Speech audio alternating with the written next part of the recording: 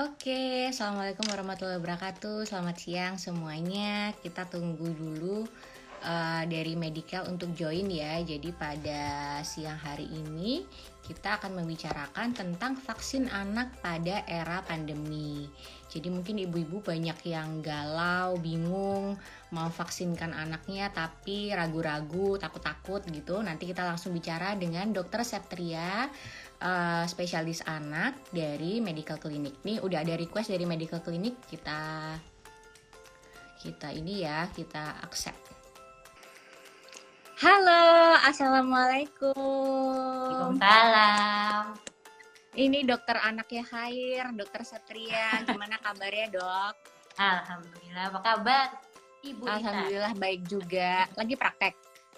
Habis selesai. Oh, sudah selesai praktek ya? Iya.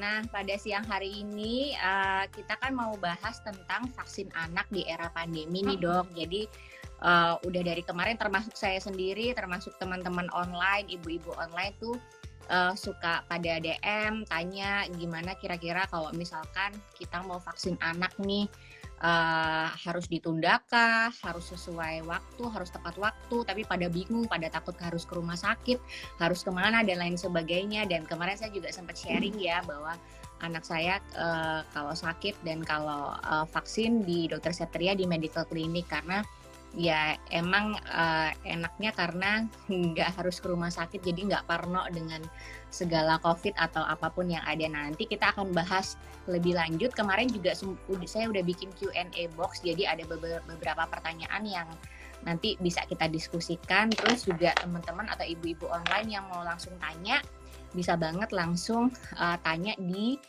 yang ada kolom tanda tanyanya ya, biar nggak kehapus Bu Ibu yang lagi join, bisa tanya di box yang ada tanda tanyanya di situ. Jadi siang ini kita akan membahas tentang vaksin anak di era pandemi. Narasumbernya adalah Dokter Septria, spesialis anak dari Medical Clinic gitu. Nah, gimana nih Dok, kalau menurut dokter sendiri, kan ada anjuran IDAI ya, Ikatan Dokter Anak Indonesia, terkait vaksinasi dan resiko-resiko yang terjadi apabila menunda vaksinasi. Mungkin Dokter Setria bisa ngasih pembahasan sedikit mengenai itu, Dok. Ya, ibu-ibu, bapak-bapak ya. Jadi ya, imunisasi sendiri kan sangat penting ya. Imunisasi itu dia tujuannya sebenarnya memberikan kekebalan pada penyakit-penyakit yang dapat dicegah dengan imunisasi. Jadi imunisasi sendiri itu menurut data WHO dia bisa mencegah kematian 2-3 juta anak per tahun. Jadi pentingnya seperti itu. Nah, pada masa pandemi ini sudah ada banyak sekali dari WHO, UNICEF, bahkan IDAI, itu ada penelitian singkat, ternyata terjadi penurunan cakupan. Jadi ada bisa dari orang tuanya sendiri, orang tuanya biasanya takut keluar rumah, takut bawa ke fasilitas kesehatan. Ya. Ada juga karena masalah ekonomi. Ya itu juga yang kasihan. Dari pelayanan kesehatan juga banyak yang tutup. Kayak Posyandu sempat tutup kan? Nggak boleh. Pos puskesmas. Klinik-klinik juga banyak yang tutup, rumah sakit banyak yang tutup. Rumah sakit banyak yang dikhususkan jadi infeksi, jadi makin takut lagi.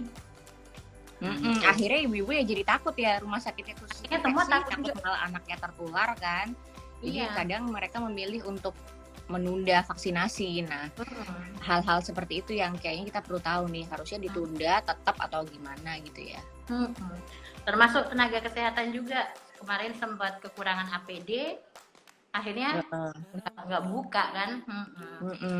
Benarnya bahayanya kalau nggak vaksin, kan ada yang mikir nih, nggak apa-apa anak saya nggak divaksin sementara, temennya kan divaksin. Nah, kalau semua mikir kayak gitu, akhirnya cakupan turun. Nggak ada yang vaksin.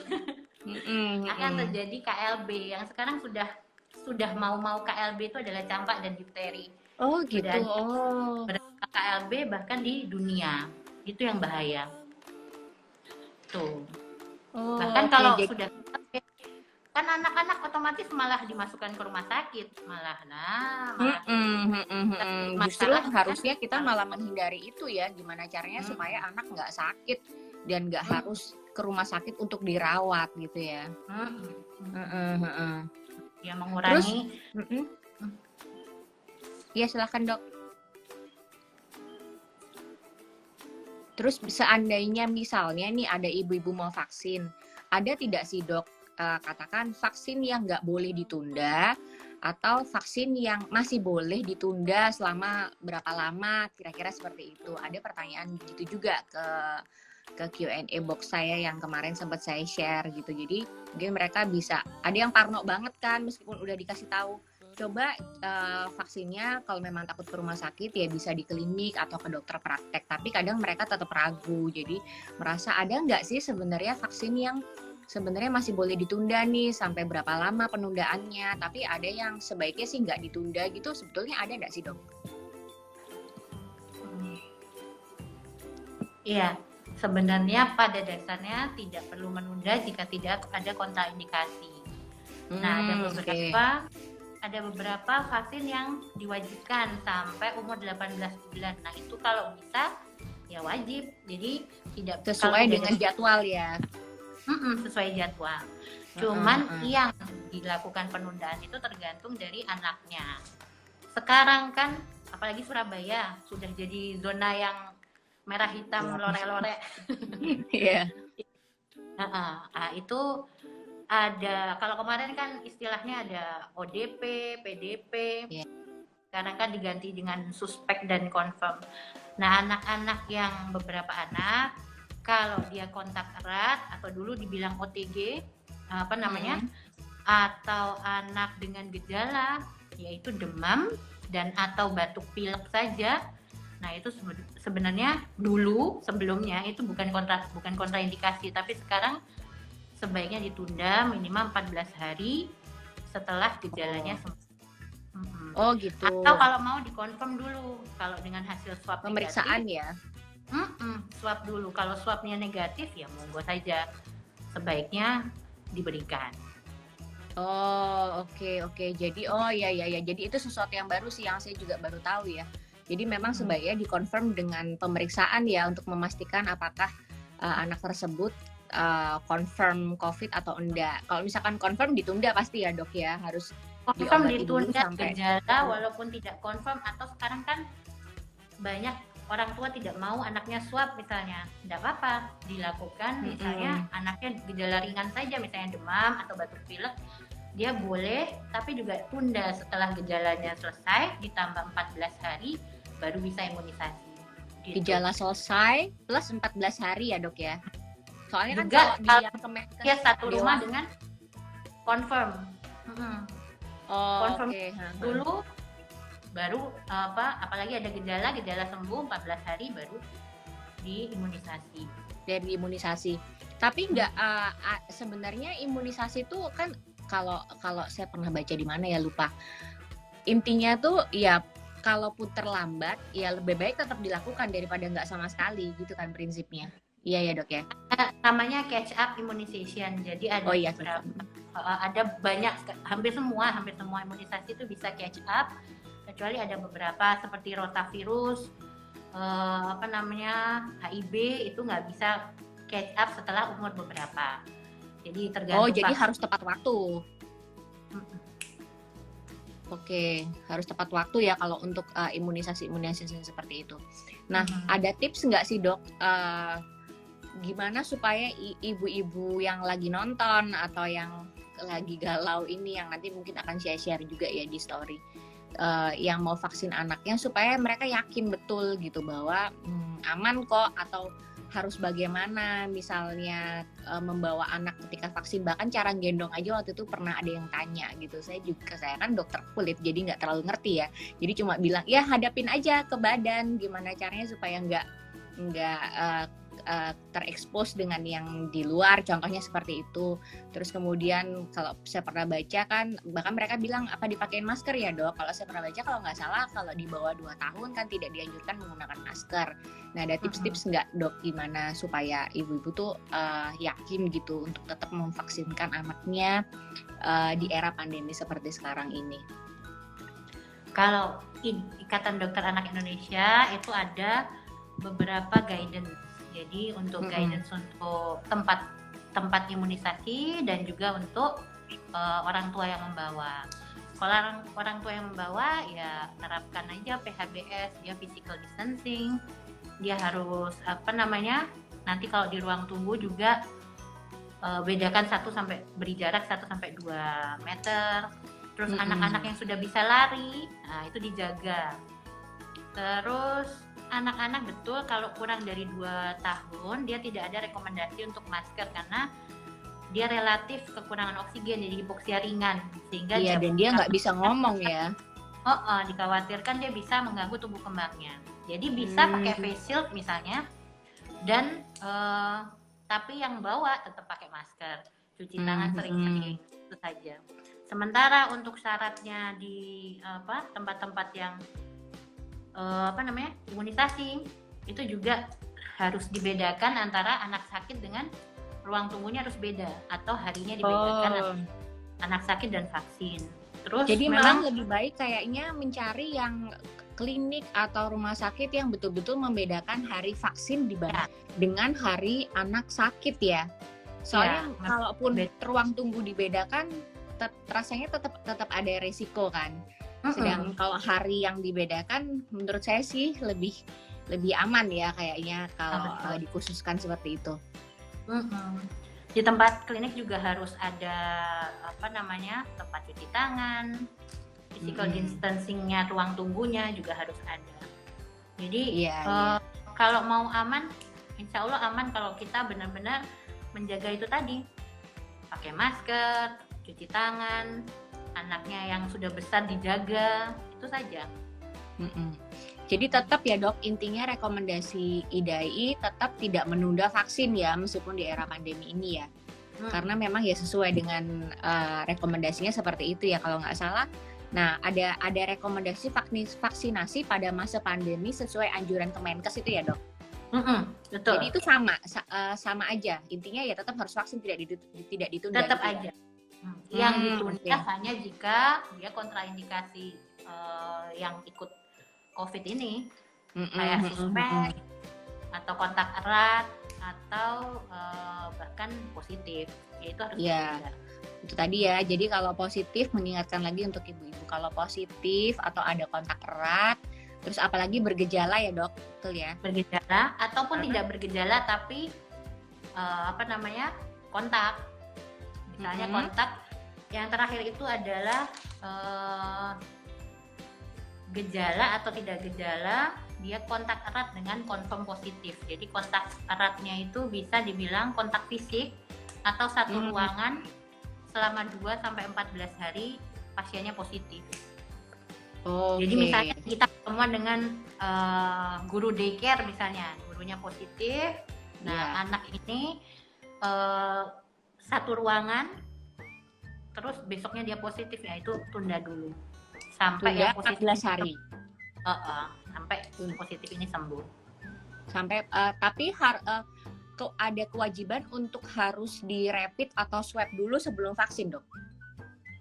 Enggak, cuman kalau misalnya kalau misalnya dia tidak ada gejala atau gejala, kalau dia tidak mau swab atau tidak bisa melakukan swab itu selama 14 hari. Kenapa 14 hari? Memang resiko penularan itu antara 14 sampai 21 hari. Iya, betul. Oke. Nah, terus ini saya coba buka yang kemarin sempat tanya ya. Jadi ada yang ini curcol sih. Jujur saya sampai benar-benar nggak vaksin DPT 1, 2 dan BCG karena waktu berangkat ke RS nih ibunya kaget lihat ternyata wah RS-nya rame banget. Jadi dia sampai menunda vaksinnya sampai sebanyak itu. Harusnya nggak boleh ya dok ya? Harusnya tetap harus vaksin ya. Nah terus kemudian ada yang nanya lagi nih, vaksinnya rekomendasi di mana dok? RSI, AKAF atau bidan? Gimana? ada yang bertanya vaksin yang rekomendasi di mana dok? Di RSIA atau di bidan? Di mana? Putus, sorry. Direkomendasi Putus-putus di ya? mana? Oke. Iya. Ditanyakan vaksinnya rekomendasi di mana dok? Di RSIA kah atau di bidan? Oh, di RSIA atau di bidan? Sebenarnya semua sama sekarang, cuman harus janji temu. Janji temu artinya dia yaitu dikhususkan harinya gitu ya, vaksin ketemu seminimal mungkin. Kalau RSIA juga kan ada janji temu juga bisa, terus ada hari vaksin sendiri, ada ruang tunggunya sendiri, itu enggak apa-apa. Yang penting kaidah-kaidah intinya memang janji temu ya dipenuhi. Oke. Nah, ini saya bacain ada beberapa pertanyaan yang dari Q&A dari live IG ini ya, Dok. Ini ada yang nanya, "Dok, anak saya perlu IPV, tapi kok susah ya? Ditawarinnya yang campur. IPV apa ya? Saya sendiri nggak ngerti."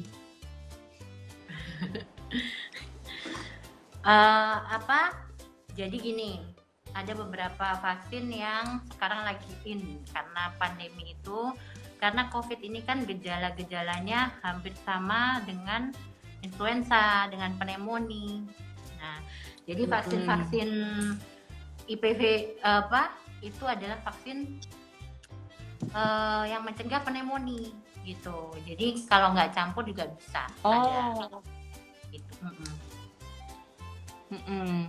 Jadi ini dia bingung karena kita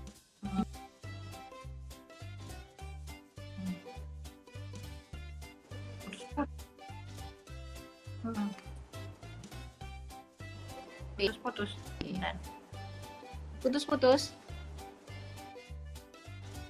Iya, putus. Halo? Enggak, saya cuma mengkonfirmasi aja udah.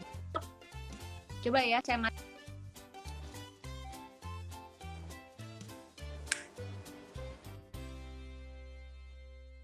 Halo.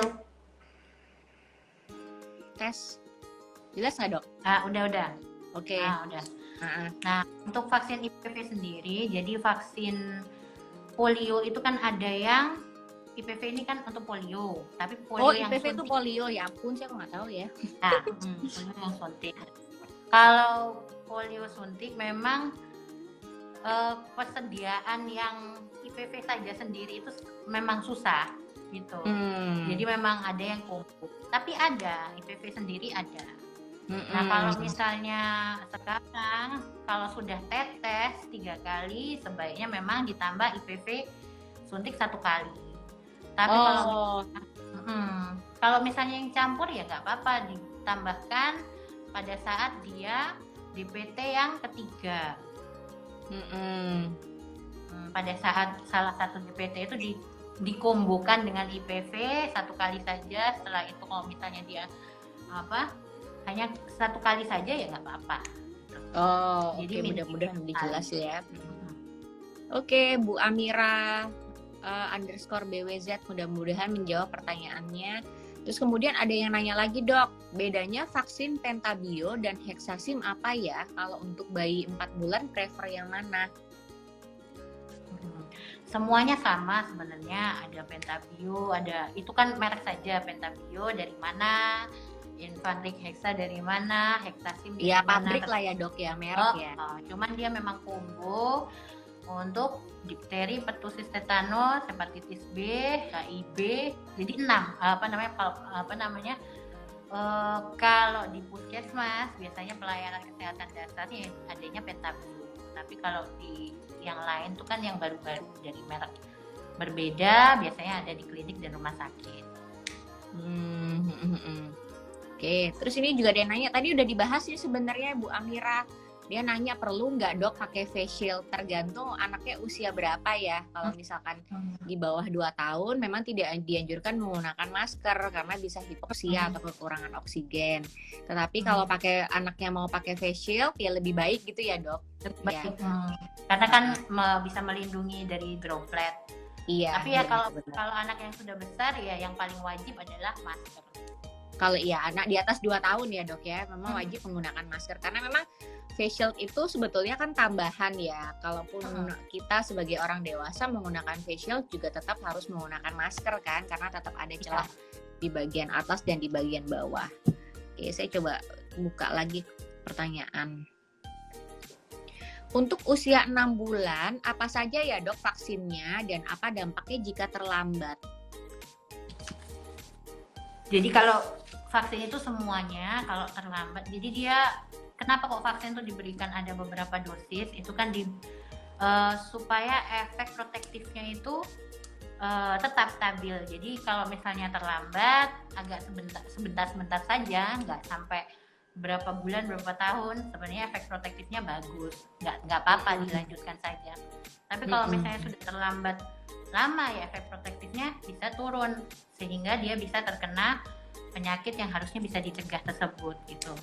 Kalau 6 bulan ya dikembalikan lagi apakah sudah DPT, yang penting sekarang kan DPT, polio, campak DPT, polio, hepatitis B, apakah sudah? Jadi kita mengimunisasi itu berdasarkan catatan, bukan berdasarkan umur. Karena kalau misalnya umur, sekarang banyak yang terlambat, banyak yang misalnya suntiknya berbeda atau dijadikan satu, misalnya combo, kombinasi, kita juga harus lihat itu. Jadi jadwalnya disesuaikan dengan catatan sebelumnya, gitu. Karena bisa catch up itu tadi ya dok ya. Terus ini juga ada yang nanya nih dok, apakah ada vaksin untuk anak di atas 4 tahun? Ada untuk di atas 4 tahun, ada MMR, jadi booster ya. Ada booster dengan booster difteri, DTP. Dan itu wajib nggak dok? Booster wajib. Booster itu untuk menjaga efek proteksinya sampai dia besar. Jadi ulangan.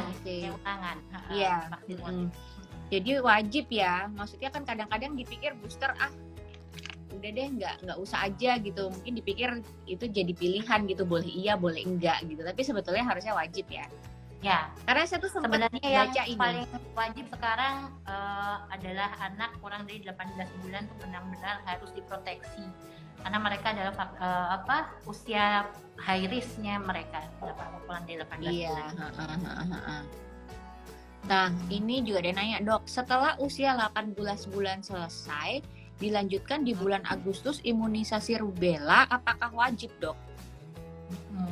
Nah, ini kan kita tidak tahu ya bagaimana ini nanti ada vaksinasi yang biasanya kan ada vaksinasi massal bulan Agustus tiap bulan apa? Oh iya. Kita belum tahu lagi ya Pak IDAI akan melaksanakan gimana atau Kemenkes gimana, tapi tergantung lagi usianya. Kalau misalnya dia perlu booster ya memang harus wajib ikut. Harus wajib ikut ya. Karena ya kayak pekan imunisasi gitu ya dok, Agustus itu. Oke. Maaf ya baru punya anak jadi nggak paham. Nah ini ada sejawat kita nih Dokter Luni SPKK nanya, Japri aja kenapa lu? Enggak jadi MMR buat anaknya Bu Luni ini telat. Sekarang yang satu 6 tahun umurnya, yang adiknya 22 bulan. Masih bisa vaksin MMR nggak? Bisa. Jadi semua anak yang belum mendapatkan imunisasi MMR usia minimal 12 bulan boleh diberikan. Oh, usia minimal 12 bulan. Jadi di atas itu kalau memang telat ya udah vaksin aja ya. Vaksin aja. Oke. Nah, kemudian ada juga yang nanya, dok, vaksin MMR dilakukan bersamaan dengan vaksin cacar, apakah boleh? Ada beberapa vaksin yang vaksin hidup dan vaksin mati. Jadi nanti tanyakan saja sama dokter anaknya. Kalau misalnya vaksin varicella dengan vaksin MMR, karena dua-duanya adalah vaksin hidup, jadi apa yang digunakan hidup, jadi nggak bisa.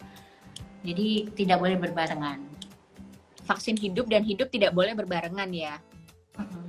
Kalau misalkan dia vaksin kayak kemarin kalau nggak salah Khair kan juga sempat gitu ya. Jadi ada vaksin yang sekalian kan, karena satunya hidup, satunya vaksin mati, jadi masih boleh dibarengin. Nggak apa-apa kalau bolak-balik gitu kan. 3 kali 3 suntikan bisa. Oh, 1 kali datang 3 kali suntikan bisa ya. Nah itu Bu Ibu mungkin bisa jadi salah satu solusi ya. Jadi daripada bolak-balik, ketika memang sudah terjadwal dan bisa dilakukan, ya boleh aja langsung melakukan beberapa vaksin sesuai dengan anjuran dokter. Biasanya nanti akan dipilihkan sama DSA-nya ya, sama dokter anaknya. Tidak boleh dibarengi antara vaksin hidup dan hidup. Biasanya vaksin hidup dan vaksin mati yang boleh bareng. Biasa 1 hari maksimal 3 kali 3 macam imunisasi ya. Tergantung ibunya tega apa enggak ya anaknya disuntik 3 kali. Kalau saya sih tega-tega aja sih, nggak apa-apa sekalian. Kalau tega bisa, kalau nggak tega ya datang lagi loh. Kalau datang lagi bayar konsul lagi loh. Jadi nggak usah sekalian. Nah ini tuh sudah ada yang nanya lagi, dokter kalau misal imunisasi di bidan biasanya relatif lebih murah dibandingkan dengan RSIA, apakah ada perbedaan? Kalau perbedaannya pada vaksinnya fasilitas aja ya? Vaksin, tapi isinya vaksinnya sama sebenarnya. Iya, prinsipnya biasanya tuh vaksinnya sama Ibu-ibu, jadi jangan khawatir. Mungkin dipikir, vaksin di bidannya yang lebih murahan atau kualitasnya lebih yang KW gitu, enggak ya, jadi lebih pada fasilitas sih. Kalau tergantung pabrikannya aja juga. Kalau di bidan kan ruang tunggunya kecil, mungkin hanya kipas angin. Kalau di medical clinic ruang tunggunya ber-AC, nyaman, ada sofanya, bisa minum sepuasnya, bisa ngopi, dan ya bayar fasilitasnya di situ, jadi dimanfaatkan lebih baik. Tapi prinsipnya kalau untuk kesehatan sih itu sih, jadi nggak perlu khawatir Bu-ibu, maksudnya jangan yang dianggap ada perbedaan dengan vaksinnya sendiri sih, relatif sebetulnya sama gitu. Terus silahkan Ibu-ibu mungkin kalau ada yang mau tanya-tanya lagi, kita masih ada banyak waktu sih, karena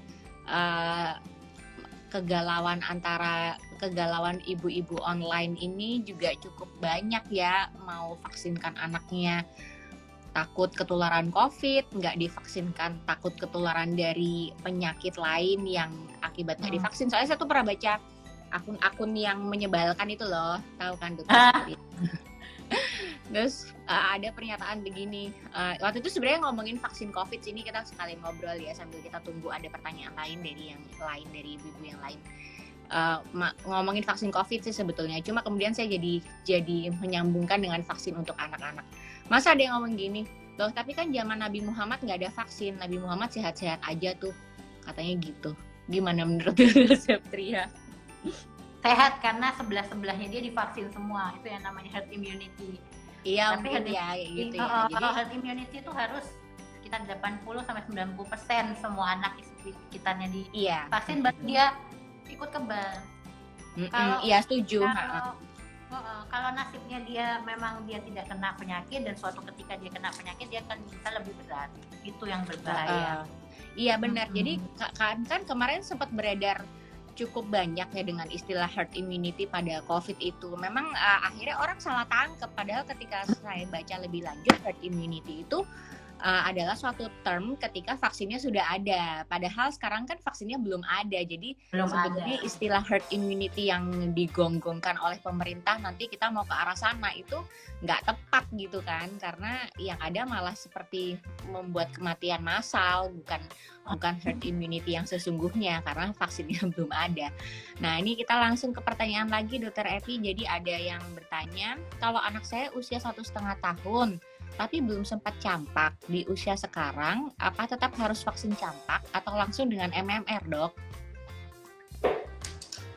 Boleh dengan MMR saja. Sudah umur berapa? 1,5 tahun.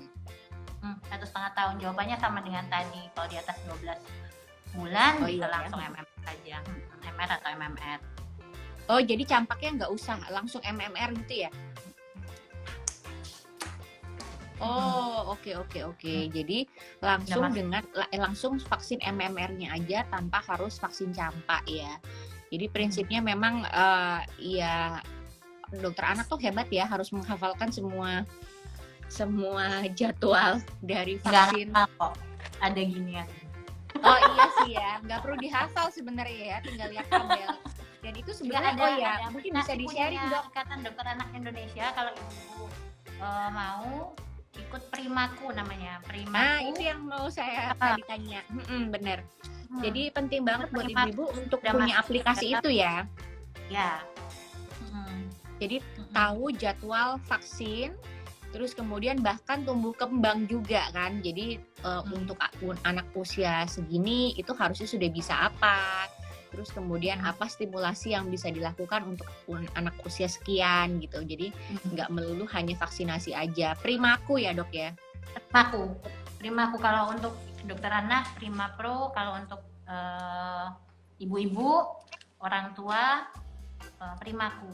Bisa masukkan tumbuh kembang, misalnya bisa konsultasi juga ke dokter anak yang terpilih di situ bisa. Oh oke. Nah itu dicatat ibu-ibu, jadi langsung coba dilihat di App Store atau Google Play Store. Ada aplikasi Primaku, itu di-download, itu sangat membantu. Saya juga download, membantu banget untuk tahu jadwal vaksinasi pada anak-anak sesuai dengan umur. Kemudian juga yaitu ya ada tentang tumbuh kembang. Jadi kita tahu kira-kira misalkan anak umur 1,5 tahun tuh harusnya udah bisa apa. Nanti akan ada beberapa pertanyaan dan juga ada anjuran stimulasi yang bisa dilakukan sesuai dengan umur anak kita. Nah ini ada pertanyaan dari Buria Famuji. Dokter Septria tanya cara membedakan demam biasa pasca vaksin dengan demam yang patologis gimana ya Dok? Jadi namanya juga kita memberikan vaksin, jadi kita merangsang respon imunnya tubuh anak. Kadang-kadang memang ada respon imunnya yang bikin dia demam, tapi relatif ringan. Jadi kalau misalnya demam yang karena vaksin biasanya ringan dengan dikompres saja atau dengan obat penurun panas sehari 2 hari biasanya sudah sembuh. Kalau misalnya yang patologis ya biasanya ada gejala yang lain, misalnya batuk pilek, ternyata dia ada keluar cairan dari telinga atau kencingnya sakit, itu bisa dilihat gejala yang lain. Apalagi kalau misalnya dengan obat panas dia tidak turun-turun, yang biasanya memang sudah patologis. Oh oke. Nah Dok, ada nggak sih mungkin kayak reng-rengan gitu ya buat ibu-ibu biar tahu kira-kira vaksin apa yang sering-seringnya bikin demam, vaksin apa yang biasanya sih nggak ada demam gitu? Nggak ada sih, cuman memang tergantung respon tubuh anak sendiri. Jadi demam atau tidak itu respon tubuh anak. Jangan dibilang bahwa demam itu salah pada anak. Enggak. Kalau misalnya respon imunnya baik, dia bisa demam karena ya si imun itu menimbulkan kekebalan terhadap vaksin yang dimasukkan gitu. Jadi nggak ada. Kalau misalnya takut anaknya demam, ya jika bawa aja termometer. Kalau misalnya dia sudah agak hangat-hangat, panas, bisa dikompres, langsung masukkan obat boleh. Terus kan kadang kita juga harus ada perhatian khusus ya, misalnya demam dengan temperatur seberapa yang masih cukup aman, cukup dengan dikompres aja, atau kemudian mungkin harus minum penurun panas tertentu, atau bahkan demam dengan temperatur seberapa nih kita harus bawa anak kita itu ke dokter atau bahkan ke UGD supaya nggak terjadi katakan kayak kejang demam gitu Dok. Normalnya memang suhu tubuh anak itu antara 36,5 sampai 37,5. Jadi di atas 37,5 dia memang sudah meningkat. Tapi biasanya 37,5 sampai 38 bisa diatasi dengan kompres. Kompresnya bukan cuma tul-tul gini aja atau tul-tul enggak, tapi kompres dibuka semua bajunya, jangan malah diselimutin, malah nggak bisa penguapan. Jadi dikompres semuanya, kalau bisa seluruh tubuh. Nanti di atas 38 minum obat penurun panas. Nah, kompresnya air apa Dok? Air dingin, biasa, hangat? Air biasa saja. Air biasa ya? Nggak perlu air dingin berarti ya Dok ya? Nggak perlu, jangan. Kalau air dingin tuh kayak badan tuh dibohongin. Jadi di luar sini sudah dingin, tapi ternyata di dalam panas. Jadi apalagi bahayanya kan kalau sudah basah ditem, ya dia dingin. Gitu, ditemnya itu dingin. Terus kalau yang di ruangan ber-AC sebaiknya AC nyala atau mati, Dok? AC-nya nyala. Nyala ya.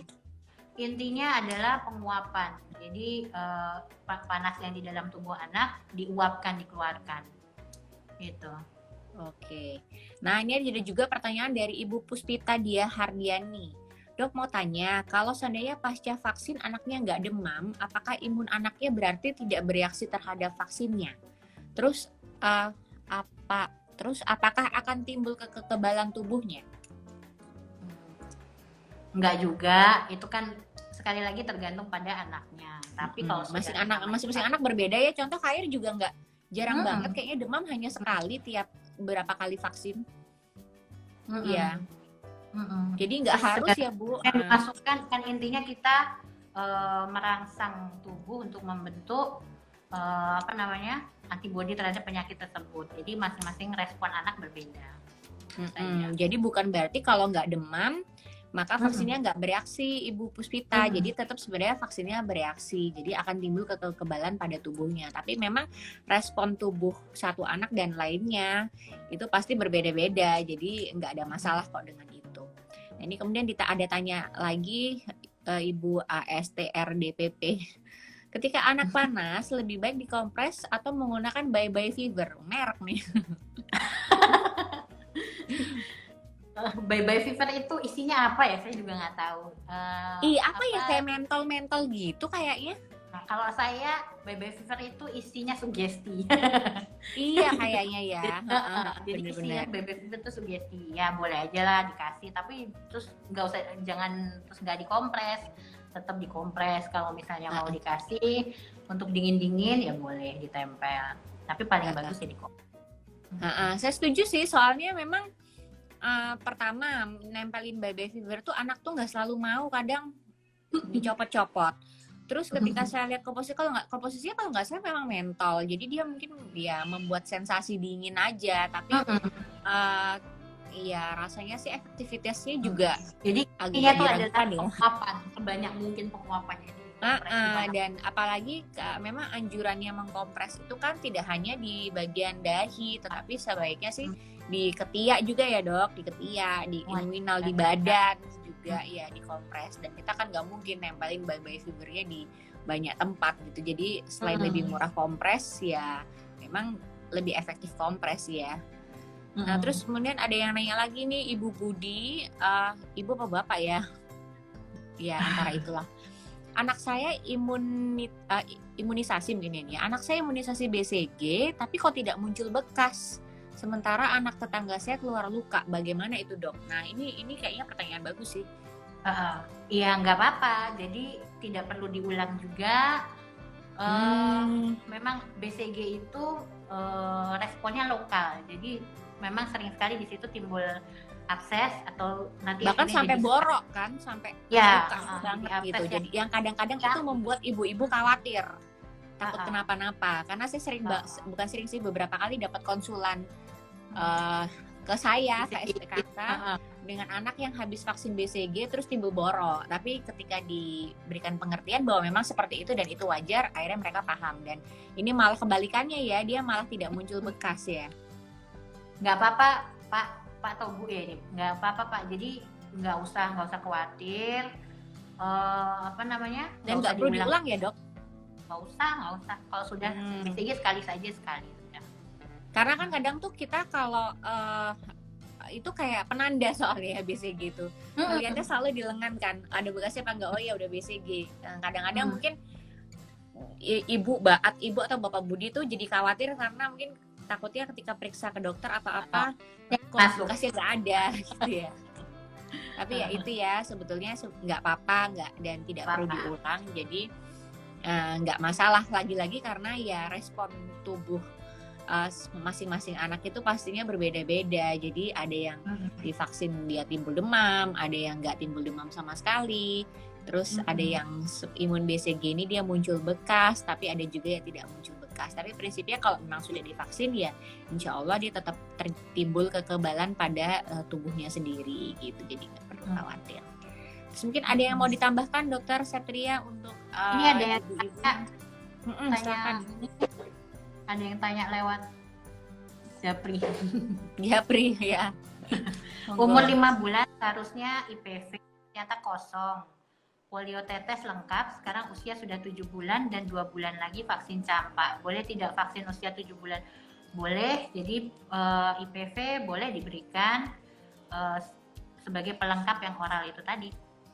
Gitu jawabannya. Sebagai pelengkap yang oral tadi ya. Sebenarnya anak itu usia terakhir vaksin itu umur berapa sih, Dok? Usia terakhir vaksin bisa sampai 18 tahun. Sampai ibu hamil kan sampai 18 tahun ya? Perlu ini, TT. Oh ya, waktu sebelum menikah maksudnya. Jadi vaksin itu bukan cuman anak. Kalau anak kan IDAI sampai 18 tahun, tapi sampai tua pun ya ada vaksin-vaksin tertentu seperti vaksin meningitis kalau mau umroh, vaksin tetanus untuk ibu mau mau hamil, mau menikah ya, itu TT ya. Tapi memang kalau yang direkomendasikan oleh IDAI sendiri untuk anak itu sampai usia 18 tahun. Enggak, jadi kalau menurut WHO dan menurut WHO sih, jadi anak itu kan sampai umur 18 tahun, dari 0 sampai 18 tahun. Jadi kami membuat rekomendasi berdasarkan itu, jadi sampai 18 tahun ada untuk tetanus itu. Tapi habis itu kan dilanjutkan dengan yang penyakit dalam, jadi di atas 18 tahun masih ada penyakit dalam. Nah ini Bu Budi, masa pandemi ini memang yang paling diprioritaskan adalah anak kurang dari 18 bulan karena kita tidak mau menambah masalah dengan masalah baru. Iya sih, benar ya. Jadi ya ibu-ibu jangan menunda vaksin ya, apalagi bila punya anak antara 0 sampai 18 bulan ya harus sesuai dengan rekomendasi IDAI. Jadi divaksinkan sesuai dengan jadwal. Jangan lupa kalau memang ragu-ragu ya pilihlah rumah sakit atau klinik yang dia punya waktu yang membedakan antara jadwal vaksin dengan jadwal anak yang sakit. Jadi kita juga nggak perlu khawatir anak tertular dengan anak-anak yang sakit yang lain, atau nggak usah ke rumah sakit infeksi kali ya. Tapi nanti saya mematikan dokter anak yang di rumah sakit infeksi. Ya nggak apa-apa sih, tapi ya itu terapkan PHBS tadi ibu-ibu. Jadi anaknya kalau usia di atas 2 tahun dia pakaikan masker. Kalau anaknya di bawah itu tidak boleh pakai masker karena ada resiko hipoksia. Kalau bisa pakai face shield bagus banget. Digendong ngadep ke ibu mungkin ya itu salah satu yang manfaat kayaknya menurut saya sih ya. Jadi lebih nggak terpapar dengan yang ada di luar. Nah ini Bu Budi juga nanya lagi nih, anak saya imunisasi DPT di bidan, hari berikutnya bendol, bengkak merah, bagaimana ngatasinya ya dok? Mau tanya sama siapa nih, dokter Septria apa saya? Nggak bercanda, dokternya pilah. Ya nggak apa-apa, itu kemungkinan, ada beberapa kemungkinan ya, tapi untuk mengatasinya bisa dikompres, air dingin. Kalau anaknya rewel sekali boleh diberikan obat anti nyeri 1 atau 2 kali. Tapi kalau sudah sampai bendol besar sekali dan beberapa hari ya memang harus kembali ke dokter. Ya sih, itu biasanya reaksi radang ya dok ya. Kalau memang kompres aja membaik ya udah, dia biasanya sih cukup sih. Kalau misalkan radangnya berkelanjutan ya memang sebaiknya balik kembali ke dokternya, konsultasikan. Karena mungkin aja perlu pengobatan tambahan lain seperti anti radang ya. Nah ini Bu Hen Kristi juga tanya.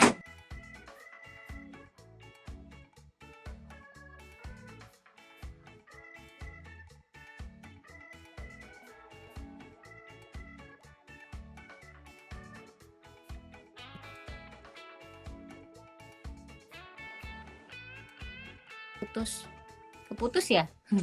Nah ini umur berapa? Saya umur 5 bulan, belum imunisasi DPT sama sekali. Jadi bagaimana kelanjutan berikutnya? 5 bulan ya ada yang namanya imunisasi kejar tadi, catch up immunization. Jadi bisa langsung diberikan.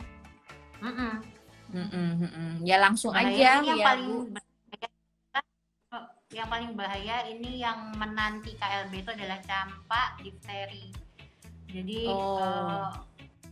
segera saja diberikan untuk perlindungan anaknya, Bu. Jadi emang sebaiknya diberikan ya. Jadi jangan ditunda lagi, Bu Henristi. Kalau memang sudah mendapatkan informasi, sebaiknya anaknya segera dilakukan imunisasi ya, gitu.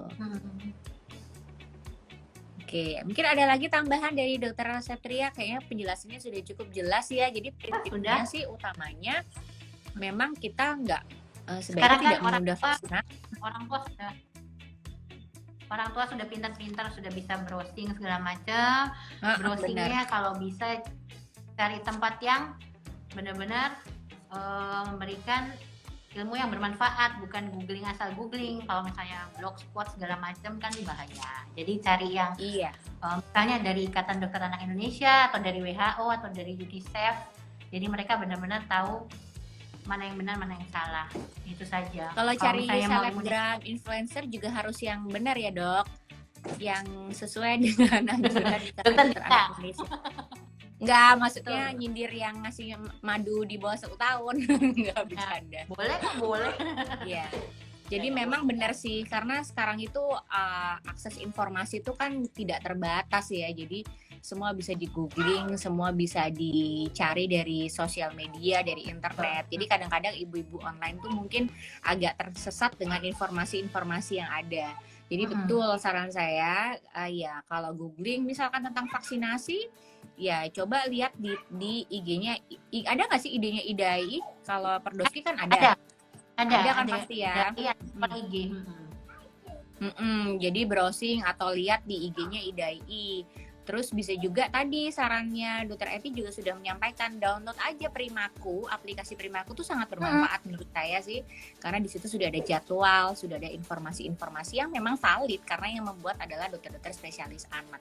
Boleh follow-follow influencer dan lain-lain sebagai tambahan pengetahuan sih kalau menurut saya, tapi bukan sebagai jujukan awal gitu. Jadi tetap harus konfirmasikan yang dilakukan mereka itu dengan apa yang benar gitu. Jadi jangan ditelan mentah-mentah menurut saya sih gitu, karena sering banget akhirnya ternyata banyak yang nggak tepat gitu. Jadi mereka sharing kan, ternyata sharing itu tidak selalu caring gitu loh. Kadang kan kita bilangnya ini saya cuma mau sharing aja, sharing is caring, tapi yang di sharing salah, dan banyak ibu-ibu yang akhirnya ikut jadi salah dan tersesat. Itu sih saya mau nambahin tentang itu untuk ibu-ibu supaya lebih smart dalam mencari informasi gitu ya. Memasukkan ada closing statement mungkin dari Dokter Septria untuk ibu-ibu online. Ya, jangan takut imunisasi, karena itu tadi kita gampangannya kita tidak mau ada problem baru di atas problem ini yang belum selesai. Problem COVID ini yang bakalan lama. Terus untuk vaksinnya sendiri mungkin besok itu vaksin COVID sendiri itu bukan untuk anak-anak, jadi dikhususkan untuk di atas 18 tahun, dewasa dulu. Oh, jadi anak-anak nggak divaksin ya, Dok ya? Belum ada. Jadi kedepannya yang dari Cina ini kemungkinan 18 tahun ke atas, 18 sampai 60 tahun. Jadi anak memang rentan, dan anak itu belum ada bukti langsung bahwa anak tuh menularan COVID. Jadi anak tuh benar-benar hanya sebagai korban. Oh, oke. Jadi angka kematian anak di Indonesia itu tinggi sekali.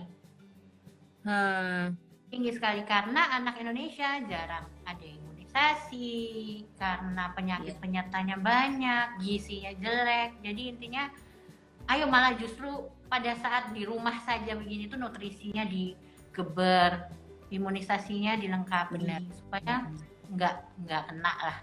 Iya, karena otomatis kalau misalkan anak tidak diimunisasi, dia rentan terhadap penyakit yang lain, terus kemudian dia sakit, dia akhirnya jadi seperti komorbid kan, lebih gampang tertular dari COVID ini sendiri gitu. Nah ini kebetulan kita masih punya 8 menit ya dok, sekalian ada 2 pertanyaan yang mungkin dokter Setria bisa sekalian jawab. Bagaimana manifestasi kelainan kulit dari COVID? Apakah bisa ditemukan gejala tidak khas COVID pada anak berupa kelainan kulit? Loh, silakan. Ya bisa, kalau pada dewasa kita sih waktu itu udah pernah bahas ya, tapi ini pada dewasa sih, jadi tidak pada anak. Tapi rasanya sebenarnya relatif sama, karena COVID itu kan virus ya, dan kayak kita tahu demam berdarah aja dokter Satria pasti ada rash juga ya pada anak, jadi itu bisa terjadi. Jadi tapi kelainan kulitnya tuh memang sangat tidak spesifik gitu, jadi saya nggak bisa menjelaskan lebih banyak karena ya intinya kalau ditanyakan apakah bisa ditemukan gejala tidak khas COVID pada anak berupa kelainan kulit, bisa banget. Jadi ya itu kita harus aware, karena dia kayak great imitator gitu loh, jadi bahkan bisa aja kelainan kulitnya duluan timbul dan kita nggak menyangka bahwa itu terjadi, bahwa itu adalah COVID. Makanya seringkali dokter jangan disalahkan kalau kita overdiagnosis, karena apa yang timbul misalnya cuma diare, nggak ada panas sesek yang katanya COVID itu panas dan sesek dan lain sebagainya, ternyata ketika dicek foto toraksnya ada ground glass appearance, ada gambaran pneumonia gitu. Jadi ya bisa banget, kita memang harus aware. Nah ini Bu Budi tanya lagi, Bu Budi tanya terus nih, nggak apa-apa, jadi informasi buat kita. Saya mendengar kabar imunisasi di posyandu saat ini tidak direkomendasikan, benar apa tidak ya dok? Terus umpama kalau anak saya mau vaksin dan kalau harus ke RS, saya keberatan biaya, jadi itu masalahnya. Benar tidak ada isu bahwa imunisasi di posyandu saat ini tidak direkomendasikan? Kemarin memang sempat posyandu memang ditutup, jadi tidak di... Oh tapi karena posyandu ditutup mungkin ya? Iya karena nggak bisa, karena kayak gitu nggak mungkin kan dibuka. Jadi tapi sekarang ini ada rekomendasi Kemenkes seperti itu, posyandu dibuka tapi dengan physical distancing dan khusus hanya imunisasi saja. Gitu. Oh iya. Jadi mungkin gini Bu Budi, maksudnya itu tidak direkomendasikan karena kemarin takut tidak physical distancing, akhirnya bercampur ya antara anak-anak yang mau vaksin atau anak-anak yang berobat sakit, dan takutnya malah jadi cross infeksi gitu ya. Jadi mungkin karena itu tidak direkomendasikannya.